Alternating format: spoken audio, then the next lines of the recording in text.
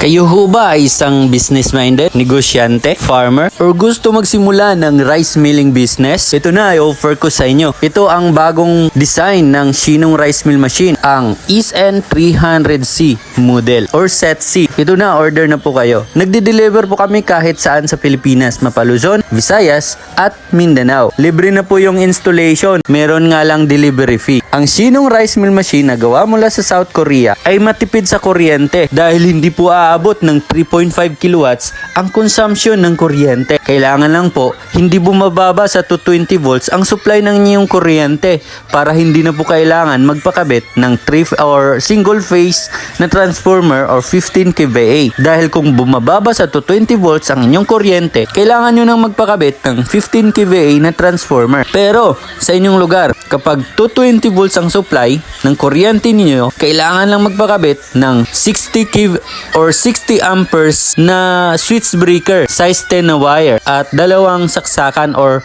heavy duty na universal outlet at least 20 amperes each. Ang Shinong Rice Mill Machine ay hindi na ginagamitan ng rubber rolls dahil impeller type po ito. Urethane po ang gamit. Ang kagandahan dito, malinis na ang bigas dahil meron na naka-built-in na distoner na kung saan sinseparate niya ang mga maliliit na mga bato at meron din itong palay cleaner or pre-cleaner na made in South Korea din po. Kaya mababa ng lagayan ng palay. Hindi na kayo mahirapan na magkarga ng sako-sakong mga palay dahil nasa lupa lang or sa sahig lang banda ang lagayan ng palay. Malilinis talaga ang palay bag papasok sa Shinong Rice Mill Machine natin. Maganda ito lalo na kung balak nyo magnegosyo ng buy and sell. Bibili kayo ng mga sako-sakong palay sa mga kapitbahay ninyo or sa inyong probinsya. Bilhin nyo po yung mga palay ng mga local farmers natin. Kailangan natin silang suportahan para mabili naman natin at hindi naasa doon sa napakamurang bilihan ng palay. Pwede natin bilihin sa tamang presyo at yung bigas mapamura pa po natin dahil ang result or output ng bigas dito sa Shinong Rice Mill Machine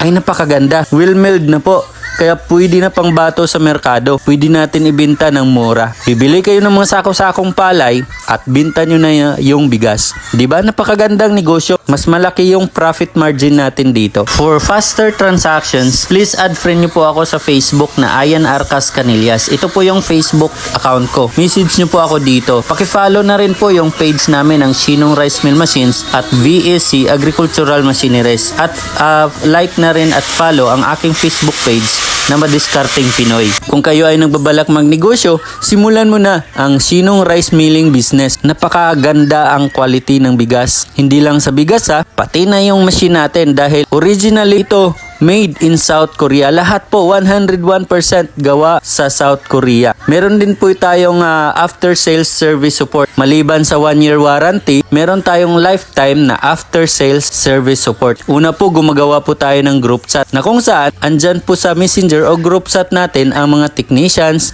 ang sales, ang marketing department.